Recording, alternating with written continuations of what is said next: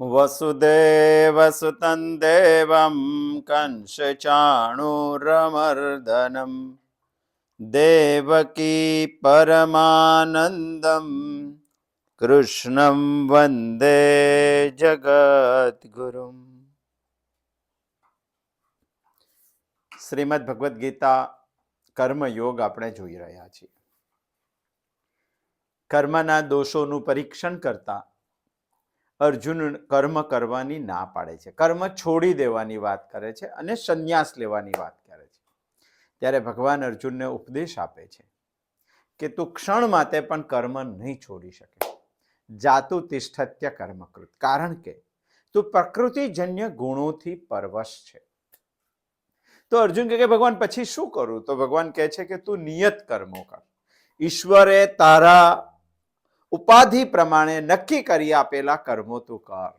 નિત્ય કર્મ, કર્તવ્ય કર્મ કર. પરંતુ પ્રશ્ન એ ઉભો થાય છે કે કર્તવ્ય કર્મ કરતા કરતા પણ સ્વાર્થ નિર્મિતિ અને અહંકાર પોષણ થઈ જાય છે. એના ઉપાય સ્વરૂપે ભગવાન અંતે કહે છે કે યજ્ઞાર્થ કર્મ કર. બહુ સુંદર વાત ભગવાન કરે છે.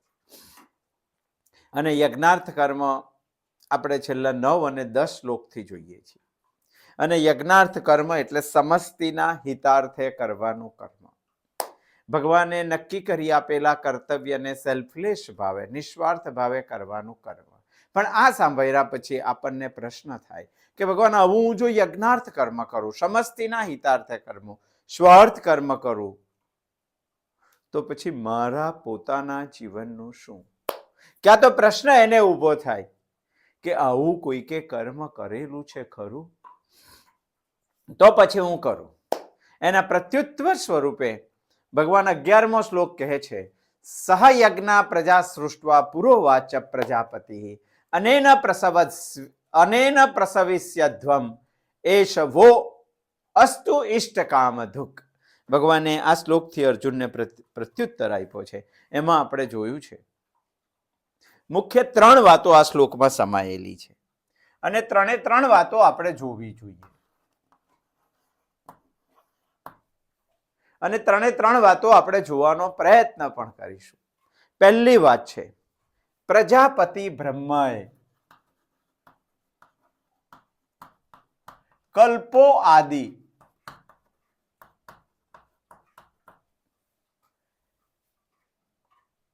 યજ્ઞાર્થ ભાવે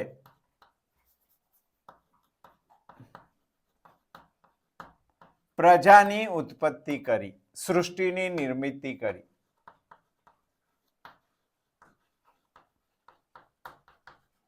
આ પહેલી વાત. એમાં આપણે જોતા હતા કે બ્રહ્મ પ્રજાપતિએ, અહીંયા પ્રજાપતિ શબ્દ છે, સહયજ્ઞા પ્રજા સૃષ્ટવા પુરોવાચ પ્રજાપતિ. આ પહેલી લીટીને સમજવાનો પ્રયત્ન કરીએ. અને આ થયા પછી ભગવાને કહ્યું કે આ યજ્ઞાર્થ ભાવથી તારી વૃદ્ધિ કે વિકાસ કર.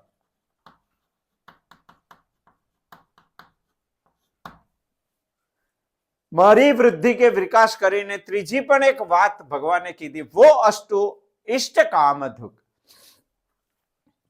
આ યજ્ઞાર્થ ભાવથી તારી ઈચ્છિત કામનાઓ પૂર્ણ થાવ. આ 3 વાતો ભગવાને કહેવાનો પ્રયત્ન કર્યો છે આ શ્લોક દ્વારા.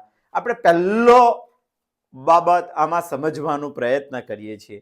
અહીંયા બ્રહ્માની જગ્યાએ પ્રજાપતિ શબ્દ ભગવાને વાપરેલો છે. એ પ્રજાપતિ શબ્દ એટલા માટે છે કે પ્રજાપતિ એ સૃષ્ટિનું સર્જન કરે છે. સૃષ્ટિનું સર્જન કર્યા પછી એનું રક્ષણ કરે છે. રક્ષણ કર્યા પછી એનું પાલન કરે છે, એનું પોષણ કરે છે, એને કલ્યાણ તરફ આગળ જવાનો રસ્તો બતાવે છે. આટલી વાતો કરતા હોવાથી બ્રહ્મને અહીંયા પ્રજાપતિ શબ્દ તરીકે વાપરવામાં આવે છે. બાકી એકચ્યુઅલી બ્રહ્મ સૃષ્ટિનું સર્જન, પરંતુ તેનો પર્યાય શબ્દ પ્રજાપતિ વાપરવામાં આવ્યો છે. એ આપણે શબ્દ સમજવાનું. સહયજ્ઞા પ્રજા સૃષ્ટવા પ્રજાપતિ પુરોવાચ. પુરો એટલે કલ્પ આદિ. સમજવાનો પ્રયત્ન આપણે ગઈ વખત કર્યો તો સતયુગ, દ્વાપરયુગ, ત્રેતાયુગ અને કલ્પયુગ, કરયુગ, દ્વાપરયુગ, ત્રેતાયુગ અને સતયુગ, આ 4 યુગો ભેગા થાય ત્યારે કમસે કમ 43 લાખની ઉપર વર્ષો ભેગા થાય છે. આ વર્ષોનો એક ચતુર્યુગ થાય છે. આ ચતુર્યુગો 71 વખત પસાર થાય ત્યારે એક મન્વંતર થાય છે. અને આવા 14 મન્વંતરો ભેગા થાય ત્યારે એક બ્રહ્માનો દિવસ છે. 365 આવા દિવસ ભેગા થાય ત્યારે બ્રહ્માનું એક વર્ષ છે. આવા 100 વર્ષ બ્રહ્માના પૂરા થાય ત્યારે એક મહાકલ્પ છે. મહાકલ્પની સૃષ્ટિ, ત્યાર પછી એક પ્રલય, ત્યાર પછી મહાકલ્પની સૃષ્ટિ. તમે કહેશો કે પ્રલય કેટલા વર્ષોનો? 12 કલાકનો દિવસ તો 12 કલાકની ઊંઘ હોય જ. અને આપણે આ પ્રલયો અને કલ્પો દ્વારા આ સૃષ્ટિમાં સર્જિત થઈએ છીએ. ઈશ્વર આપણને કરે છે. આ પૂરા શબ્દનો વિચાર કર્યો આપણે. પુરોવાચ પ્રજાપતિ. આજે આપણે સમજવાના છે બ્રહ્માએ સૃષ્ટિની શા માટે સર્જા કરી, યજ્ઞાર્થ ભાવનાથી સૃષ્ટિની સર્જન કર્યું. આ કેવી રીતે વિચારાય એ પણ આપણે ગયા સોમવારે વિચારવાનો પ્રયત્ન કર્યો. બ્રહ્માને કઈ ઈચ્છા થઈને સૃષ્ટિનું સર્જન કરી દીધું એ જવાબ ખોટો છે આપણો, એ સાબિત કરવાનો પ્રયત્ન કર્યો. બ્રહ્માએ કઈ મેળવવું હતું ને સૃષ્ટિની સર્જના કરી, આ પણ ભૂલ ભરેલી વાત છે. આને પણ સમજવાનો પ્રયત્ન કર્યો. અને બ્રહ્મા નવડા છે અને સૃષ્ટિનું સર્જન કર્યું, આ પણ ભૂલ ભરેલી વાત છે. એને પણ આપણે સાબિત કરવાનો પ્રયત્ન કર્યો. આ 3 વાતો જો સાબિત ના થઈ શકતી હોય તો એક વાત ચોક્કસ સાબિત થાય છે, અને તે એટલે બ્રહ્માએ યજ્ઞાર્થ ભાવે આ સૃષ્ટિનું સર્જન કરેલું છે. આટલી વાત આપણે સમજ્યા. હવે આપણે શ્લોકને સમજવાનો પ્રયત્ન કરીએ. સહયજ્ઞ પ્રજા સૃષ્ટવા. આ પ્રજાપતિએ સહયજ્ઞ, યજ્ઞ સહિત પ્રજા સૃષ્ટવા. આટલું વાક્ય આજે આપણે સમજવું છે. પૂર્વ ભૂમિકામાં ગયા સોમવારે આપણે ઘણું બધું સમજ્યા. સહયજ્ઞ પ્રજા સૃષ્ટવા, યજ્ઞ સાથે પ્રજાનું સર્જન કર્યું. એનો મતલબ એ થાય છે કે બ્રહ્માજીએ આ સૃષ્ટિનું સર્જન તો યજ્ઞાર્થ ભાવે કર્યું જ છે, પરંતુ આ યજ્ઞાર્થ ભાવ સૃષ્ટિમાં પરમેનન્ટ, શાશ્વત, લાંબા સમય સુધી ટકી રહે માટે આ સૃષ્ટિની અંતઃ જે પ્રજાનું નિર્માણ કર્યું એ પ્રજાનું ભગવાને જન્મ પહેલા જ યજ્ઞ સહિત એનું નિર્માણ કરેલું છે. ટૂંકમાં મને ભગવાને બનાવ્યો તો મારા જન્મથી જ મારામાં યજ્ઞ ભાવ મૂકેલો છે. યજ્ઞ સાથે પ્રજાનું બ્રહ્માએ, પરમાત્માએ, પ્રજાપતિએ સૃષ્ટિમાં સર્જન કર્યું. જન્મથી જ જેમ કૂતરો વાંકી પૂંછડી વાળો જન્મે છે એમ મનુષ્ય બ્રહ્મ યજ્ઞાર્થ ભાવ સાથે જ જન્મે. મનુષ્ય ખાલી નહીં, આ સૃષ્ટિના પ્રત્યેક જીવ માત્રો બ્રહ્માના લીધે, કારણ કે બ્રહ્માએ સૃષ્ટિનું સર્જન કર્યું છે માટે એ સહયજ્ઞ જન્મે છે. એક્ઝામ્પલ લઈએ. મનુષ્ય, ચાલો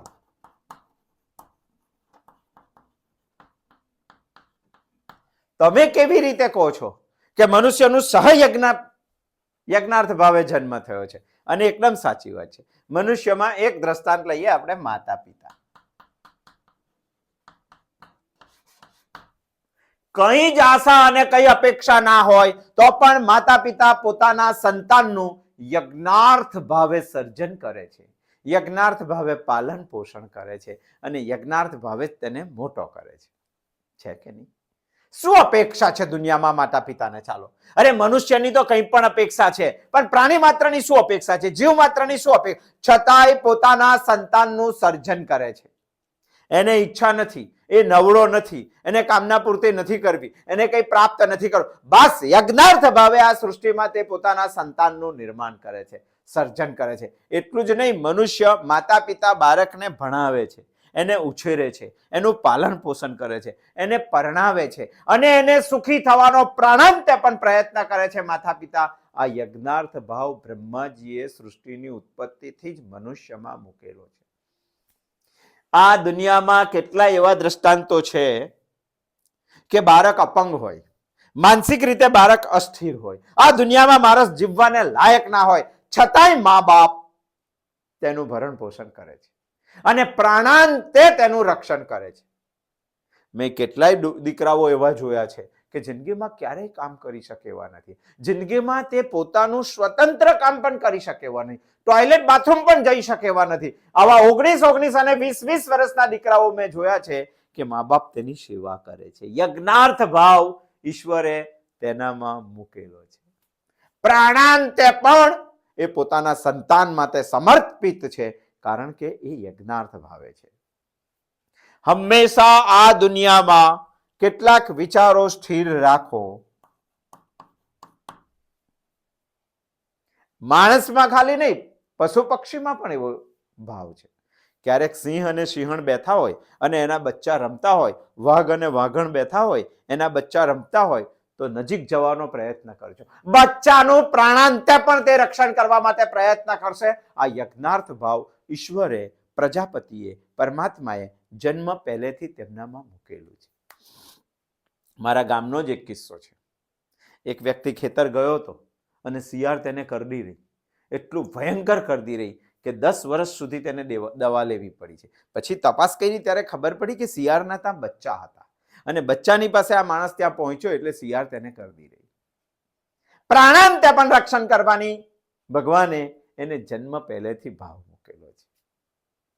કૂતરાઓ જુઓ, આમ જ કૂતરાઓ હોય તો તમે પાસે પહોંચી શકો છો, પણ ગામડામાં ન કરડતું કૂતરું જ્યારે તેના બચ્ચા પાસે હોય ત્યારે તમે એકદમ જઈ શકતા નથી. અમે તો ખેતરમાં જોયેલું છે. તીતોડી નામનું એક પ્રાણી પક્ષી આવે છે જે ક્યારેય ઝાડ ઉપર બેસતું નથી. એનામાં બેસવાની ભગવાને ક્ષમતા તે જમીન પર જ હોય છે. અને એ તીતોડી ઉપર જ્યારે તમે જાઓ, અમે ખેતરમાં ટ્રેક્ટર ફેરવતા હોય, એને બચ્ચા મૂકેલા હોય, ઈંડા મૂકેલો હોય, એને સેવન બેઠેલી હોય, અને તમે ત્યાં ટ્રેક્ટર લઈ જાઓ તો એ પાંખો ફફડાવીને ઈંડા ઉપર ઉભી રહે છે, એ ઉડતી નથી. પ્રાણાંતે પણ બચ્ચાઓનું રક્ષણ કરીને સર્વ સમર્પિત કરી દેવાની ભાવના, એક પણ અપેક્ષા વગર, આ યજ્ઞાર્થ ભાવ છે.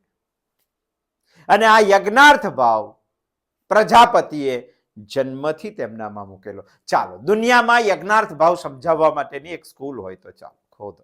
દુનિયામાં એક પણ વર્ષ કે એક પણ મહિનો માણસને યજ્ઞાર્થ ભાવ સમજાવવામાં આવતો હોય એવી એક ટ્રેનિંગ સ્કૂલ શોધો, એવી એક કાર્યશાળા શોધો. છતાં પણ અભણમાં અભણ, એક પણ ચોપડી ન ભણેલો, કશું લખતા વાંચતા ન આવડેલો માણસ અને જીવ જંતુ પણ પોતાના બચ્ચાનું પ્રાણાંતે યજ્ઞાર્થ ભાવે રક્ષણ કરે છે. આ યજ્ઞાર્થ ભાવ આવ્યો ક્યાંથી? ગુજરાતીમાં કહેવત છે કે કુવામાં હોય તો જ અવાડામાં આવે, નહીં તો અવાડામાં ના આવે. કાર્યમાં હોય તો જ કારણમાં આવે, બાકી કારણની તાકાત નથી કે કાર્યમાં ના હોય ને કારણમાં લાવી શકે, કારણમાં ના હોય ને કાર્યમાં લાવી શકે.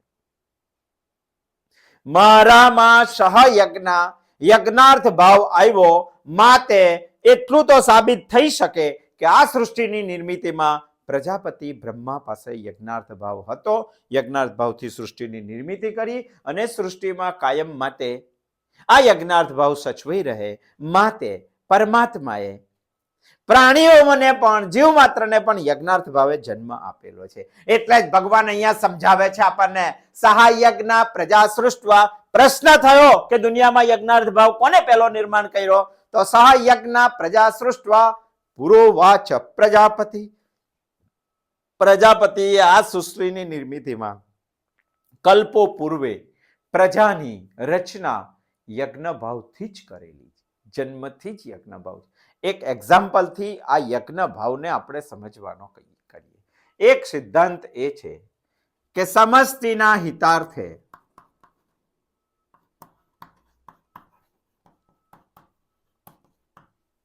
વ્યષ્ટિ જ્યારે કર્મ કરે તો તેને કહેવાય છે યજ્ઞાર્થ ભાવ. મનુષ્યને જ આ સમજાવવું પડે કે બાકી દુનિયામાં પ્રત્યેક જીવ માત્ર સમષ્ટિના હિતાર્થે વ્યષ્ટિ કર્મ કરે છે. આ પહેલો સિદ્ધાંત છે. આમાં જો ન સમજાય એવો શબ્દ હોય તો એક છે સમષ્ટિ અને બીજું છે વ્યષ્ટિ. જંગલ એ સમષ્ટિ છે તો વૃક્ષ એ વ્યષ્ટિ છે. આપણા શરીર એ સમષ્ટિ છે તો તેનું અંગ એ વ્યષ્ટિ છે. આ સૃષ્ટિમાં સૃષ્ટિ એ સમષ્ટિ છે તો હું તેમાં વ્યષ્ટિ છું, એક અંશ છું. એક એકમ છું અને દુનિયાના પ્રત્યેક એકમો પ્રત્યેક વ્યક્તિ સમષ્ટિના હિતાર્થે જ કામ કરે છે અને જે વ્યક્તિ સમષ્ટિના હિતાર્થે કામ કરે છે એ વ્યક્તિ યજ્ઞાર્થ ભાવથી કામ કરે છે એવું કહી શકાય. આપણે એક એક્ઝામ્પલ લઈએ, આપણું શરીર. બહુ ધ્યાનથી વિચારજો, બહુ ધ્યાનથી. અને અંગો સમજવા ખાતર એક દ્રષ્ટિથી સમજીએ કે આપણું શરીર એ સમષ્ટિ છે અને એનું અંગ એ વ્યષ્ટિ છે. ચાલો, એમાં હાથ એક અંગ છે. ધન કમાવવાનું, ધન ગણવાનું, ધન સાચવવાનું હાથનું કામ છે કે નહીં? અને છતાંય એને કમાવેલા ધનથી સમષ્ટિ શરીરની પુષ્ટિ થાય છે. આ વાત નક્કી છે કે નહીં? હાથ કોઈ દિવસ એવો વિચાર કરે કે હું તો અહીંયા જ પૈસા રાખું અને આનાથી જ પુષ્ટિ થશે. ગમે તેવું કામ કરીને હાથ પ્રયત્ન કરીને પૈસા કમાય છે, પણ એની પુષ્ટિ તો તે શરીરના હિતાર્થે જ કરે છે, બાકી એ કરતું નથી. સમષ્ટિના હિતાર્થે વ્યક્તિ જ્યારે કામ કરવા લાગે, એક એક્ઝામ્પલ છે, ચાલો હાથ ધન કમાવાનું કામ. આપણો હાથ બીજું પણ કામ કરે છે, રસોઈ બનાવવાનું કામ.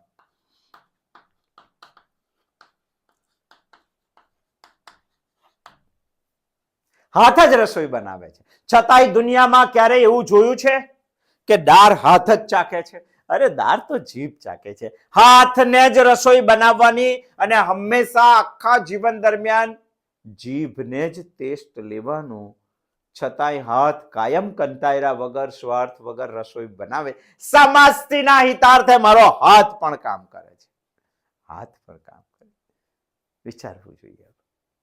ચાલો, બજારમાં આપણે ટીવી લેવા ગયા તો ચાલીને જઈએ છીએ અને હાથ ઉચકીને ઘેર લાવે છે. હાથ અને પગ પ્રયત્ન કરીને ટીવીને ઘરે લઈએ. આ તો હું તમને સમષ્ટિ અને વ્યષ્ટિ નો એક્ઝામ્પલ સમજાવું છું અને આપણો આ અનુભવનો વિષય છે. અનુભવનો વિષય યજ્ઞાર્થ ભાવ છે અને યજ્ઞાર્થ ભાવથી આખું શરીર ચાલે છે. અને આ સૃષ્ટિમાં ભગવાન અર્જુનને યજ્ઞાર્થ ભાવે કર્મ કરવાની સલાહ આપે છે. અર્જુનને પ્રશ્ન થાય કે આવું કોઈએ કર્યું? એટલે ભગવાન એવું કહે કે સૃષ્ટિની નિર્મિતિ જ પ્રજાપતિએ યજ્ઞ ભાવથી કરેલી છે.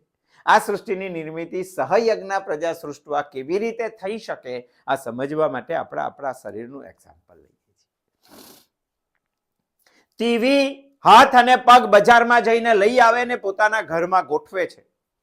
કોઈ દિવસ દુનિયામાં એવું બન્યું છે કે હાથ ટીવી જોવા માટે બેસી ગયા, પગ ટીવી જોવા માટે બેસી ગયા? અરે મારી આંખ ટીવી જોવા માટે બેસે છે, પણ હાથ અને પગને કોઈ દિવસ એવું લાગ્યું છે કે હું મારું કામ નથી કરવાનો, ચાલીને બજારમાં નથી જાઉં, હું તો કોઈ દિવસ ટીવી જોતો નથી? હાથને કોઈ દિવસ એવું લાગ્યું છે કે હું ટીવી ઉચકીને ઘેર નથી લાવવાનું, મારે થોડી ટીવી જોવાની છે? જેને જોવાની હોય તે જાય. હાથ અને પગ એટલા જ ઉત્સાહથી ટીવી લેવા માટે બજારમાં જાય છે અને એટલા જ ઉત્સાહથી આંખ ટીવી જુએ છે. મને શું ફાયદો? હું આ કામ શા માટે કરું? એવું હાથ અને પગે કોઈ દિવસ વિચાર્યું છે? ચાલો, તમે સિનેમા ઘર જો, સિનેમા ઘરમાં સિનેમા જોવા જાઓ છો. જ્યારે સિનેમા જોવા બેસો છો ત્યારે ટિકિટ લઈને ઘરેથી નીકળો છો. પગને સિનેમા જોવાની છે સિનેમા ઘરમાં, હાથને સિનેમા ઘરમાં જોવાનું છે, આંખ જોવાની છે, છતાં હાથ અને પગ ઉત્સાહથી જાય છે કે નહીં? અને જ્યારે ખુરશી ઉપર બેસો છો ત્યારે આંખ ઉપર રહે છે. જે તમને 5 કિલોમીટર કે 2 કિલોમીટર ચલવીને પગ લઈ જાય છે, એ પગને તો ખુરશી પર નથી બેસવાનું, નીચે લટકવાનું છે અને નીચે લટકીને એને મચ્છર ખાવાના છે. છતાંય પગે કોઈ દિવસ એવું કીધું કે હું સિનેમા જોવા નહીં જોઉં કારણ કે મારે જોવાની નથી, મને મચ્છર કરડે? મારા શરીરના પ્રત્યેક અંગો શરીરના સમષ્ટિ હિતાર્થે કામ કરતા હોય તો આ સૃષ્ટિમાં હું એક વ્યક્તિ છું, મારે પણ સૃષ્ટિના સમર્થ હિતાર્થે કંઈક કામ કરવું જોઈએ. તમે રસ્તા ઉપર ચાલતા હોય અને એ રસ્તા ઉપર કાંટા પુષ્કળ આવે છે, તો મારા પગને આંખ છે કે કાંટા જોઈ શકે? નથી. અને મારી આંખ એ કાંટા જુએ છે કે નથી જોતી? જુએ છે. છતાં મારી આંખે કોઈ દિવસ એવું વિચાર્યું કે મને થોડા વાગવાના છે, 6 ની પગ જતા હોય તો જઈ ના, મારી આંખ ચેતાતંત્ર દ્વારા મારા શરીરને તરત ચેતવે છે કે આગળ જઈશ તો પગ કાંઠા વાગશે. લોહી પગને ને આંખને શું લેવા દેવા છે? આંખ કામ કરે છે પગના હિત માટે અને પગ કામ કરે છે આંખના હિત માટે, અને આ બધા જ કામ કરે છે સિનેમાના હિત, સમષ્ટિના હિત માટે. એમાં કેટલાક સિદ્ધાંતો છે, એમાંથી આ એક સિદ્ધાંત આપણે પકડવો જોઈએ.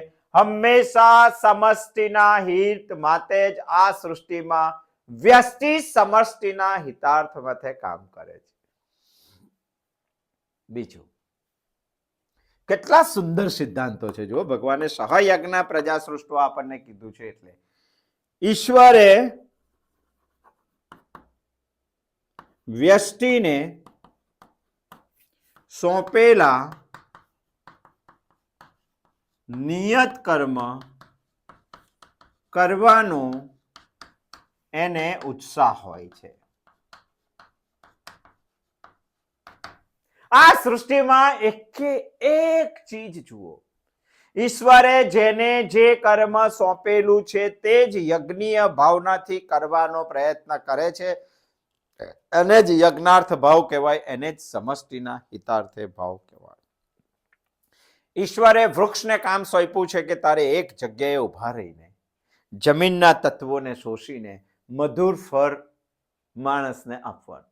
આ ઈશ્વરે કોઈ દિવસ એવો વિચાર કર્યો છે કે ના, મારે તો અહીંથી ચાલીને ત્યાં જતું રહેવું છે? વિચાર કર્યો? સમષ્ટિના હિતાર્થે સોંપેલું કામ જ ઈશ્વર વ્યષ્ટિ કરે છે. સોંપેલું કામ કોઈ પણ જાતનું લો, કોઈ પણ વૃક્ષને, કોઈ પણ વનસ્પતિને, કોઈ પણ જીવને, મનુષ્યએ તો વિચાર કરવાનો છે. હજુ એ કરે છે? પિતા તરીકે દુનિયામાં એને આ જન્મ આપ્યો છે, તો પિતાની અનુભૂતિ લીધા, પિતાની ઉપાધિ લીધા પછી સમષ્ટિના હિતાર્થે ઈશ્વરે દીધેલું કર્તવ્ય તેને કરવું જોઈએ. ગામનો શ્રેષ્ઠ નાગરિક દુનિયામાં તેને બનાવેલો હોય તો ગામના સમષ્ટિના હિતાર્થે તેને કામ કરવું જોઈએ. આ દેશનો વડાપ્રધાન તેને બનાવ્યો હોય તો દેશના હિતાર્થે તેને કોઈ કામ કરવું જોઈએ. પોતાને સોંપેલા નિયત કર્મને જાણીને પ્રત્યેક વ્યક્તિએ સમષ્ટિના હિતાર્થ માટે કામ કરવું જોઈએ. દુનિયાની કોઈ પણ વ્યક્તિ સ્વાર્થ માટે કામ કરતી નથી.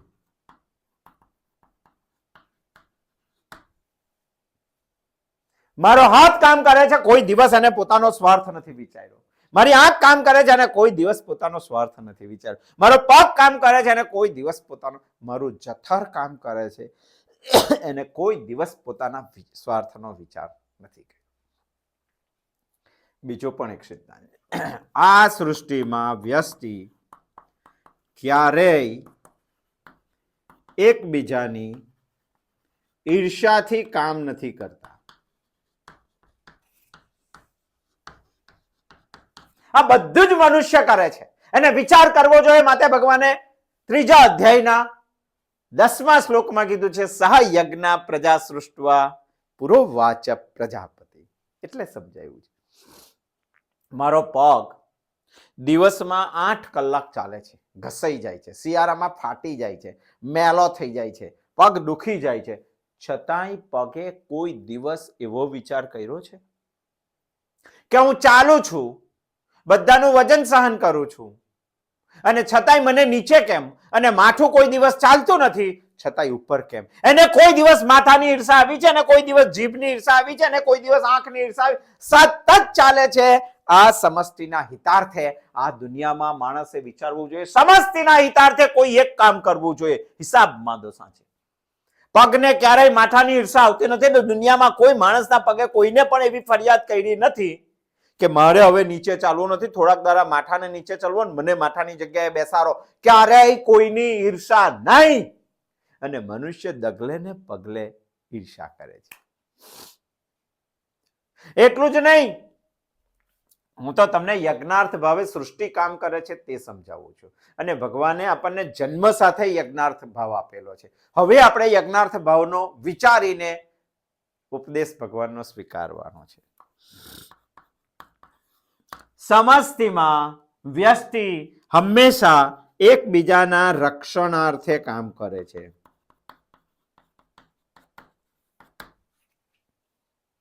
કેટલું સુંદર છે જુઓ. મારાથી આ થાય છે? એકબીજાના રક્ષણાર્થે પ્રાણાંતે પણ કાર્ય કરે છે. સમજો કે તમે બાઇક લઈને જાઓ છો, એક્સિડન્ટ થયું અને તમારું માથું નીચે પટકાવવાની તૈયારી છે. તમારા હાથને ખબર છે કે જે ભાગવું હોય તે ભાગે, પણ માથું તો ના જ પટકાવવું જોઈએ. એટલે હાથ તમે ઓર્ડર આપ્યા વગર વિધિને સેકન્ડના 10મા ભાગના તમારા માથાની વચ્ચે આવી જાય છે, અહીંયાથી તૂટી જાય છે, માથું બચાવે. હાથને કોને ઓર્ડર આપ્યો? એ હાથ યજ્ઞાર્થ ભાવ જીવનમાં લઈને જ જન્મેલો છે. અચાનક કોઈ આગ તમને લાગી જવાની હોય તો તમારા હાથ તરત વચ્ચે આવી જાય. આંખમાં એક્સિડન્ટમાં કઈ પડવાનું હોય તો પાપણ તરત બંધ થાય. સેકન્ડના 6થા ભાગમાં આ પ્રક્રિયા થઈ જાય છે. શા માટે? એકબીજાના રક્ષણાર્થે આ વ્યસ્તિ કામ કરે છે. હું પણ આ સૃષ્ટિમાં એક વ્યસ્તિ છું. તો હું જો વ્યસ્તિ હોય તો આ સૃષ્ટિના રક્ષણાર્થે ઈર્ષા ભાવ વગર, સ્વાર્થ ભાવ વગર, મને સોંપેલું કામ ઈશ્વરે કર્તવ્ય ભાવનાથી મારે કરવું જોઈએ. એ જ નિત્ય કર્મ અહંકાર રહિત અને સ્વાર્થ રહિત બની શકે છે.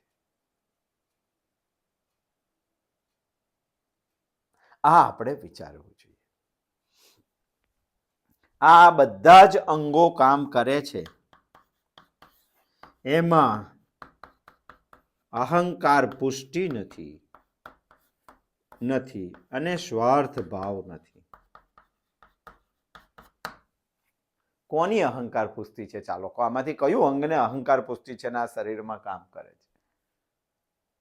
કોઈની ઈર્ષા નથી, કોઈ અહંકાર નથી, અને કોઈને પણ બીજાની જગ્યાએ આવવું નથી. ઈશ્વર ભાવ. આને જ કહેવાય છે વ્યષ્ટિનો સમષ્ટિ હિતાર્થે કામ કરવાનું. અને આ સૃષ્ટિમાં આપણે આ હેતુથી કામ કરી શકીએ નહીં. ભગવાનનો ઉપદેશ આ જ છે. તમે કહો કે 145-40 કરોડની વસ્તી, દુનિયાની 7 કે 8 અબજ વસ્તી, આટલા લોકોને કેવી રીતે કંટ્રોલ કરી? આ પ્રત્યેક લોકો સુધી ગીતાનો આ 10મો શ્લોક લઈ જવો જોઈએ. અને દુનિયામાં મનુષ્ય તરીકે જન્મ લીધો હોય તો જીવનમાં રોજ ચેક કરવું જોઈએ કે સમષ્ટિના હિતાર્થે મારું કોઈ કામ છે. અને સમષ્ટિના હિતાર્થે પહેલું વિચારવું જોઈએ, ઉપાધિ પ્રમાણે ઈશ્વરે મને પતિ બનાવ્યો, પત્ની બનાવી, પુત્ર બનાવ્યો, આ દેશનો શ્રેષ્ઠ નાગરિક બનાવ્યો, ગુજરાતનો શ્રેષ્ઠ નાગરિક બનાવ્યો, તો એના માટે હું સમષ્ટિ હિતાર્થે કઈ કામ કરું છું? બીજું, ઈશ્વરે મને જો આ કાર્ય આપ્યું હોય તો નિયત કર્મ તરીકે કરું છું? મારો સ્વાર્થ છે એમાં? મારો ક્યારે એકબીજા માટે ઈર્ષા છે એમાં? કોઈના પણ રક્ષણ માટે હું કામ કરું છું? અહંકાર પુષ્ટિ કે સ્વાર્થ ભાવ મારો એમાં નિર્માણ? આવું એક કર્મ કરો, એક. ઈશ્વર ખુશ થશે, ઈશ્વર પ્રસન્ન થશે. ખાલી મંદિરની મૂર્તિમાં ભગવાનને ના તપાસો, યજ્ઞની અગ્નિમાં ભગવાનને ન શોધો. એ તમારી સાથે જ છે. અને ભગવાન એટલે જ કહે છે કે યજ્ઞાર્થ ભાવથી કામ કરવું જોઈએ. તમે કહેશો કે શક્ય નથી, આટલા બધા લોકોને ગીતા ક્યાં સમજાવવા જઈએ? 140 કરોડને તો આપણે સમજાવી શકતા નથી. દુનિયા સુધી ગીતા લઈ જવી જોઈએ. અને દુનિયાના પ્રત્યેક માણસે સમષ્ટિના હિતાર્થે કામ. અરે કેમ ન સમજાવે? ચાલો હું તમને એક એક્ઝામ્પલ આપું. આપણું શરીર, ચાલો, કોષોનું બનેલું છે. કેટલા કોષ છે આપણા શરીરમાં ખબર છે? 229 પ્રકારના કોષો છે આપણા શરીરમાં. 229 પ્રકારના કોષો એ કેટલા કોષો થાય?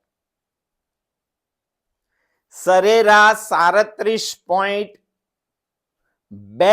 ટ્રિલિયન કોષો આપણા શરીરમાં છે. સરેરાશ કહું છું. વધારેમાં વધારે 40 ટ્રિલિયન કોષો પણ હોઈ શકે અને ઓછામાં ઓછા 30 ટ્રિલિયન કોષો હોઈ શકે. પ્રશ્ન તમને એવું થાય કે ટ્રિલિયન એટલે કેટલા? 1 ટ્રિલિયન એટલે 1 લાખ કરોડ. એક એકરાની પાછળ 12 શૂન્ય લખો ત્યારે 1 ટ્રિલિયન થાય. 1 ટ્રિલિયન થાય. આ બધાને તમે કોષો સાથે સરખાવો તો આપણે વિચારવું જોઈએ.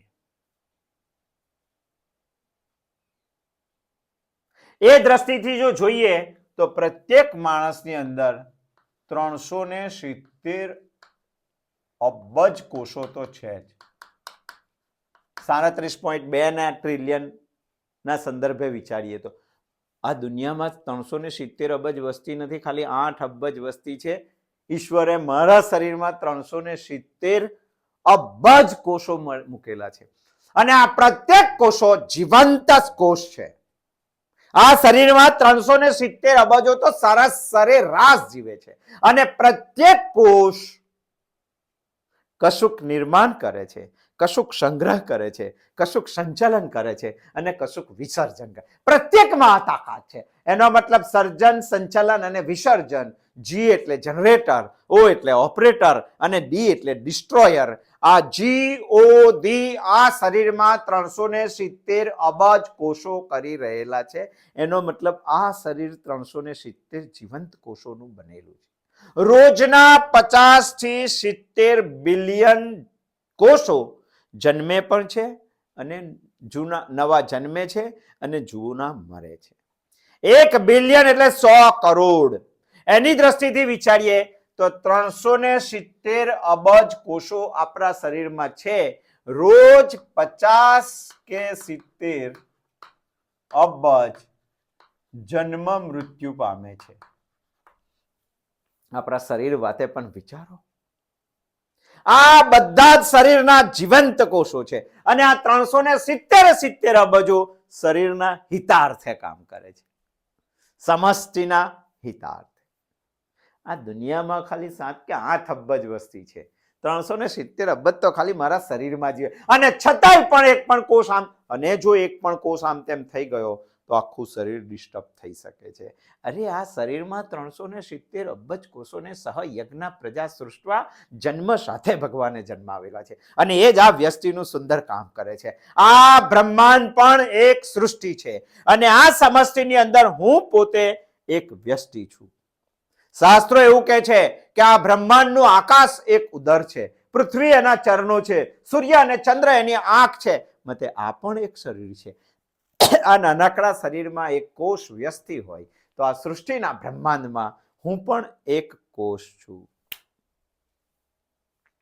અને જો હું કોષ હોઉં તો મારે યજ્ઞાર્થ ભાવથી કામ કરવું જોઈએ. બાકી ગીતાએ તો કહી દીધું છે કે જે યજ્ઞાર્થ ભાવથી કામ નહીં કરે એ બંધનમાં પડશે. બસ સ્પષ્ટ કીધું છે. આ સૃષ્ટિમાં પ્રત્યેક લોકો યજ્ઞાર્થ ભાવથી કામ કરે, કારણ કે એમને યજ્ઞાર્થ ભાવથી જન્મ આપેલો. આ શરીરના કોષો પણ જો યજ્ઞાર્થ ભાવથી કામ ના કરે, આ શરીરના અંગો પણ જો યજ્ઞાર્થ ભાવથી કામ ના કરે, આ શરીરમાં આપણે એક દિવસ ટોપી લેવા જવું છે ઉનાળાના તાપમાં, શાંતિ માથાને મળે માટે, તો પગે ચાલીને જવું પડશે ને. પગે ચાલીને જવાનું હોય અને ટોપીને ઘડિયાળ લેવાનું હોય તો પગ કોઈ દિવસ ઘેરથી ધમ પછાડા કરે, હું ચાલીને નહીં આવું, મારા માટે ટોપી થોડી લેવાની છે. તમારા માથા માટે ટોપી લેવાની, તમારા હાથ માટે ઘડિયાળ લેવાનું, અને એ બે વસ્તુ લેવાની તો એ બેને મોકલો. હું શા માટે જાઉં? હું યજ્ઞાર્થ ભાવે શા માટે કર્મ કર્યું? દુનિયામાં કોઈએ યજ્ઞાર્થ ભાવે કર્મ કરેલું છે અને ભગવાને તેની સાબિતી આપેલી છે. જો આ પગ, ટોપી અને હાથના ઘડિયાળથી ટોપી અને હાથ, માથા અને હાથના રક્ષણ માટે કામ ના કરે અને જો સ્વાર્થ ભાવની વિચારે, અહંકાર પુષ્ટિ કરે, ઈર્ષા ભાવ વિચારે, તો શરીરની હાલત શું થાય તે વિચાર. માયકાંગલું થઈ જાય,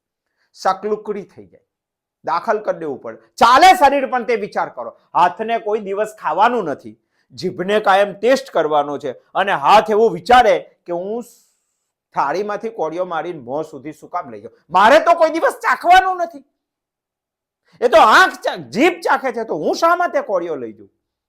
સ્વાર્થ માટે કામ પકડે તો શરીરની પુષ્ટિ થાય ના થાય. આવું વિચારે તો શરીર પણ દયનીય સ્થિતિમાં થઈ જાય. આ સૃષ્ટિમાં પણ જો આપણે માત્ર સ્વાર્થ ભાવથી વિચારીએ તો સૃષ્ટિ આખી નરક થઈ જશે, અને માણસ જો યજ્ઞાર્થ ભાવથી વિચારે તો સૃષ્ટિ આખી સ્વર્ગ થઈ. આપણા જ હાથમાં છે સૃષ્ટિને સ્વર્ગ બનાવવું કે નર્ક બનાવવું. એટલે ભગવાન ખૂબ સુંદર આ શ્લોકમાં આપણને સલાહ આપે છે. સહાયજ્ઞ પ્રજા સૃષ્ટવા પુરોવાચ પ્રજાપતિ.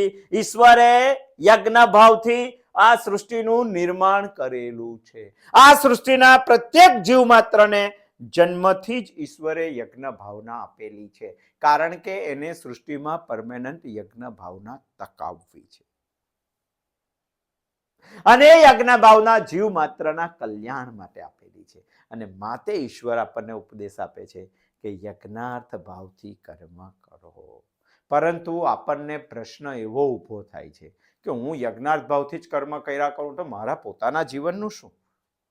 મારી કઈ ઈચ્છાઓની પૂર્તિ થાય કે નહીં? નહીં તો યજ્ઞાર્થ ભાવથી કર્મ કરો તો જીવનનો મતલબ શું છે? એનો જવાબ ભગવાન આગળના આ શ્લોકમાં આપવાના છે. અનેન પ્રસવિષ્યધ્વમ.